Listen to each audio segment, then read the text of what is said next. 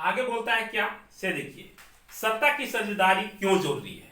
सत्ता की साझेदारी क्यों जरूरी है। इस प्रकार सत्ता के बंटवारे के पक्ष में दो प्रकार के तर्क दिए जा सकते हैं। पहला, सत्ता का बंटवारा ठीक है क्योंकि इसके विभिन्न सामाजिक समूह के बीच टकराव की संभावना कम हो जाती है, क्योंकि सामाजिक टकराव आगे बढ़कर अक्सर हिंसा और राजनीतिक स्थितियों का रूप ले लेता है। सत्ता, पहला अगर हम अपने भाषा में आपको समझाएं, सत्ता की साझेदारी बहुत जरूरी है। अगर वो साझेदारी नहीं होगा तो आपसी मतभेद जो है काफी ज्यादा बढ़ जाएगा और आपसी मतभेद बढ़ने से देश में गृह युद्ध होने की संभावना बढ़ जाती है। आगे क्या बोलता है आपके बुक, चलिए देखते हैं।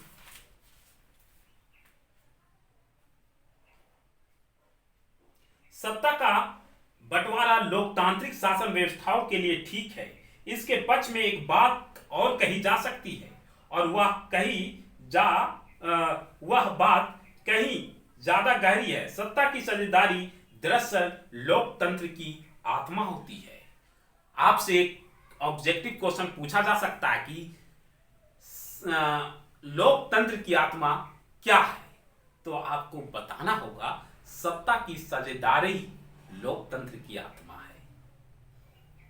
लोकतंत्र का मतलब ये मतलब ही यह होता है कि जहां पे लोगों द्वारा शासन किया जाता है, इसी को लोकतंत्र कहा जाता है। ठीक है, लोकतंत्र का मतलब आपने समझ गया होगा कि लोकतंत्र का मतलब क्या होता है, जहां लोगों द्वारा शासन किया जा सकता है। आगे बोलता है आपका कि सत्ता की साझेदारी के रूप, तो चलिए हम लोग जानते हैं राजनीतिक सत्ता का बंटवारा नहीं किया जा सकता है। इसी धारणा के विरुद्ध सत्ता की साझेदारी का विचार सामने आया था। लंबे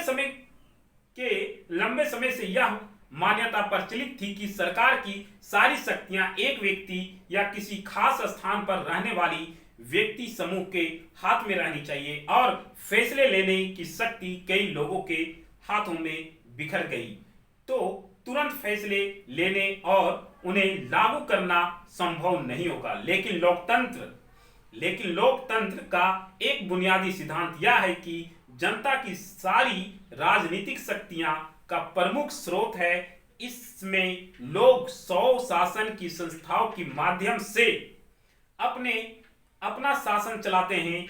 एक अच्छे लोकतांत्रिक शासन में समाज के विभिन्न समूह तथा उनके विचारों को पर्याप्त सम्मान दिया जाता है और सार्वजनिक नीतियां तय करनी सबकी शामिल होती है। बोलता है कि लोकतंत्र में शक्तियां किसी एक विशेष के हाथ में, आपको पता है ना कि पूरी शक्ति जो है वो किसके हाथ में है, तो आपको बता दें कि वो पूरा शक्ति जो है से देश के प्रेसिडेंट के हाथ में है। अगर देश में मौजूदा कोई हालत खराब हो जाता है जहां पे हम देश को सख्त कदम उठाना है, तो देश जो है सबका सारा अधिकार जनता का छीन लेगा और वो जनता का अधिकार छीन के क्या करेगा, उस पे अपना अधिकार लगाएगा वो देश हित के लिए। जैसे इसका एग्जांपल आपको मैं दे देता हूं, कोरोना काल पूरा देश जूझ रहा था, तो आपने सुना होगा कि प्राइम मिनिस्टर ने आदेश दिया कि 1 महीने के लिए लोकतांत्रिक 1 महीने के लिए लॉकडाउन लगा दिया जाए और 1 महीने के लिए लॉकडाउन भी लग गया और हम लोगों ने उसका पालन भी किया। जो लोग रोड से बाहर निकले उसको डंडे भी पड़ी। तो कभी कभी सरकार को ये शक्तियां दिया हुआ है, लेकिन जब इसी शक्तियां में नए कानून लाना हो या नए बिल पास करवाना हो या नेता चुनना हो, तो इसके लिए स्वतंत्र है भारत का नागरिक, भारत का जनता। वो अपने अनुसार, अपनी इच्छा के अनुसार अपने लिए एक अधिकारी चुन सकते हैं, नेता चुन सकते हैं। ठीक है, कानून अगर कोई बनता है तो उसके लिए वो उस पे सपोर्ट कर सकते हैं। अगर उनको अच्छा नहीं लग सकता है तो प्रोटेक्ट करते हैं, निकल के उसके विरुद्ध में प्रदर्शन करते हैं। क्या बोलता है, ध्यान से सुनिएगा। शासन के विभिन्न अंगों जैसे विधायिका, कार्यपालिका, न्यायपालिका के मध्य सत्ता का बंटवारा रहता है।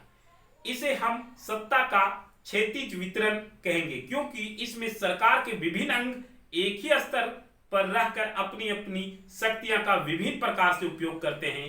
ऐसे बंटवारे से यह सुनिश्चित हो जाता है कि कोई भी एक अंग पर सत्ता का असीमित उपयोग नहीं कर सकता है। हर अंग पर दूसरे का अंकुश होता है। इससे विभिन्न संस्थाओं के बीच सत्ता का संतुलन बना होता है। पिछली कक्षाओं में पढ़ते हुए हमने देखा था कि देश के कार्यपालिका सत्ता के उपयोग करती जरूर है, लेकिन यह संसद के अधीन कार्य करती है। न्यायपालिका नियुक्त कार्यपालिका करती है, लेकिन न्यायपालिका ही कार्यपालिका पर और विधायिका द्वारा बनाए कानूनों पर अंकुश रखती है। ऐसे व्यवस्था को नियंत्रित और संतुलित व्यवस्था भी कहते हैं। आप जानते हैं, अगर टुकड़ों में नहीं बटा हुआ रहेगा, आपको कोर्ट पे, एक आपका डिस्ट्रिक्ट कोर्ट हुआ, वहां पे आपने कोई केस किया, ठीक है, आप सही है, लेकिन केस आप हार जा रहे हो, ठीक है, तो इसके लिए आप क्या करते हैं, हाई कोर्ट पे केस करते हैं, ठीक है, हाई कोर्ट से सुप्रीम कोर्ट तक जाते हैं। लेकिन आप एक दूसरे के ऊपर लोग बैठे हुए हैं, एक दूसरे के अंडर काम कर रहे हैं। यहां तक कि इंडियन जो कॉन्स्टिट्यूशन है, इंडियन का जो भारत का संविधान है आपका, वो बड़ा ही भयानक है। यहां जो आपको सजा सुना रहा है जज, उसके ऊपर तक कार्रवाई हो सकता है अगर वो गलत निकलता है, तो ये कभी भी नहीं बच सकता, यानी एक दूसरे। और इससे ये भी फायदा होता है कि यहाँ आपसी मतभेद नहीं होगा।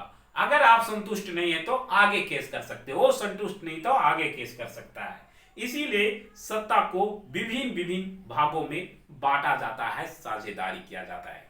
सेकेंड नंबर में बोलता है सरकार के बीच सत्ता का बंटवारा विभिन्न स्तरों पर हो सकता है, जैसे पूरे देश के लिए सामान्य सरकार हो और फिर क्षेत्रीय प्रांतीय पर अलग अलग सरकार हो। पूरे देश के लिए बनने वाली ऐसी सामान्य सरकार के अक्सर संघ या केंद्र सरकार कहा जाता है, जैसे प्राइम मिनिस्टर केंद्र सरकार है। प्रांतीय या क्षेत्रीय स्तर के सरकारों को हर जगह अलग अलग नामों से जाना जाता है। भारत में इन्हें राज्य सरकार कहते हैं, ठीक है। और देश में बंटवारा ऐसे नहीं होता है कि देश में प्रांतीय क्षेत्रीय सरकार नहीं होते, लेकिन जिन देश में भारत जैसी व्यवस्था है, वहां के संविधान में इस बात का स्पष्ट उल्लेख मिलता है कि केंद्र और राज्य सरकार के बीच सत्ता का बंटवारा किस तरह होगा। बेल्जियम में तो यह काम हो चुका है, श्रीलंका में नहीं हुआ, वहां आज भी लोग लड़ ही रहे हैं। राज्य सरकार में निचले स्तर की सरकारों के लिए भी ऐसे ही व्यवस्था होती है। नगर पालिका और पंचायतें ऐसे कुछ इकाइयां, ठीक है, सबके लिए सेम व्यवस्था होता है, सबको को समान अधिकार मिलता है। अगर हम थर्ड में बात करते हैं, सत्ता का बंटवारा विभिन्न सामाजिक समूह जैसे भाषीय धार्मिक समूह के बीच भी हो सकता है। बेल्जियम समुदाय सरकार इस व्यवस्था का एक अच्छा उदाहरण है। कुछ देश संविधान तथा कानून इस बात का भी प्रावधान करते हैं कि सामाजिक रूप से कमजोर समुदाय और महिलाओं के प्रशासन और विधायी का हिस्सेदारी दिए जाए। बोलता है कि वो किसी भी देश में संख्या के आधार पे नहीं बांटा जा सकता है। बहुत सारे देश में संख्या के आधार पे भी बांटा गया है, लेकिन हमारा देश का कानून ऐसा नहीं है। यहाँ सभी को इक्वल राइट मिला है, बॉयज गर्ल्स, ठीक है, एनी रिलीजियंस पर्सन हो, सबको इक्वल राइट है, ठीक है। नेक्स्ट में बोलता है सत्ता के बंटवारे का एक रूप विभिन्न प्रकार के दबाव समूह और आंदोलनों द्वारा शासन को नियंत्रित और प्रभावित करने के तरीके में भी लक्ष्य कर सकते हैं। लोकतंत्र में लोगों के सामने सत्ता के दावेदारी के बीच चुनाव का विकल्प आवश्यक रहना चाहिए। लोकतंत्र में चुनाव का विकल्प जरूरी है। अगर यह विकल्प नहीं होगा, चुनाव नहीं होगा, तो अक्सर क्या होगा, वहां पे फिर से मतभेद हो जाएगा।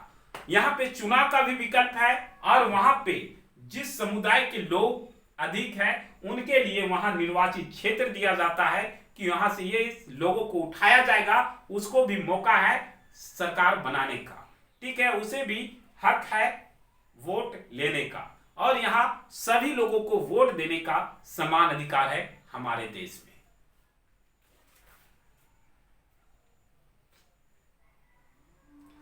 एक चीज इंपॉर्टेंट है, मैं आपको थोड़ा सा डिस्कस कर देता हूं। सत्ता के बंटवारे के कुछ उदाहरण अग्रलिखित है। यह सत्ता की साझेदारी की 4 श्रेणियों में से कौन सी आते हैं? सत्ता यह साझा कौन किसके साथ कर रहा है? चलिए देखते हैं। बता दें आपको कि बंबई उच्च न्यायालय में महाराष्ट्र सरकार को यह आदेश दिया कि तत्काल कार्रवाई कर मुंबई के 7 अनाथालयों के 2000 बच्चों के रख रखाव में सुधार करें। कनाडा ओंटारियो प्रांत की सरकार ने वहां के मूलवासी समुदाय के साथ जमीन के दावे का निपटारा करने पर अपनी सहमति दी। स्थानीय मामलों के लिए जवाबदेह मंत्री ने यह घोषणा की कि सरकार मूल निवासी समुदाय के लोगों के साथ पारस्परिक सम्मान और सहयोग की भावना से काम करेगी। रूस की 2 प्रभावशाली राजनीतिक पार्टियों लिबरल इबलाको मूवमेंट और the union of right forces ने एक मजबूत संस्थापंथी गठबंधन बनाने के लिए अपने विभिन्न संगठनों के विलय का फैसला किया। इनका प्रस्ताव कि अगले संसदीय चुनाव में हम उम्मीदवारों की एक साझा सूची बनाएंगे। नाइजीरिया के विभिन्न प्रांतों के वित्त मंत्रियों ने एकजुट होकर मांग की कि संघीय सरकार अपनी आमदनी के स्रोतों को सार्वजनिक करे। ये सब यहां जानना चाहते थे कि विभिन्न प्रांतों के बीच राजस्व का बंटवारा किस आधार पे होता है। सिंपल सी बात आपको बता दें कि ये 4 टॉपिक्स में आपको कहां लगा, क्या लगा कि ये लोकतांत्रिक रूप से कार्य हो रहा है, सभी लोगों को बराबर अधिकार दिया जा रहा है।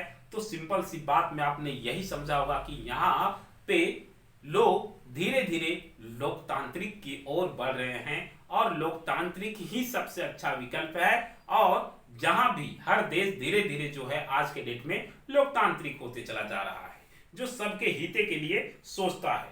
बहुसंख्यकवाद क्या है? क्वेश्चन आपसे अगर कोई पूछता है, यह मान्यता है कि अगर कोई समुदाय बहुसंख्यक है तो वह अपने मनचाहे ढंग से देश पर शासन कर सकता है और इसके लिए वह अल्पसंख्यक समुदाय की इच्छाओं को क्या कर सकता है? दबा सकता है। लेकिन इंडिया में ऐसा नहीं है। गृह युद्ध क्या है? गृह युद्ध आपसी युद्ध है। आपसी घरों के बीच 2 युद्ध परस्पर हो जाता है। युक्तिपरक हानि लाभ सार्वधानिक पूर्वक हिसाब लगाकर लिया गया फैसला पूरी तरह से नैतिकता पर आधारित फैसला अक्सर इसके उल्टा होता है और इस तरह के फैसलों को हम लोग युक्तिपरक कहते हैं। तो हम लोग जो पढ़े अभी वो पहला चैप्टर था आपका सत्ता की साझेदारी और मैं आशा करता हूं कि ये चैप्टर आपको बहुत अच्छे ढंग से समझ में आया होगा। अगर आप वीडियो देखते हैं और आपको अगर समझ में आता है तो आप हमें कमेंट करके जरूर बताएं। नेक्स्ट टाइम मैं आपको और बेटर ढंग से समझाने का कोशिश करूंगा। फिलहाल के लिए आप मुझे इजाजत दीजिए। मिलते हैं नेक्स्ट वीडियो में नेक्स्ट टॉपिक के साथ। जय हिंद।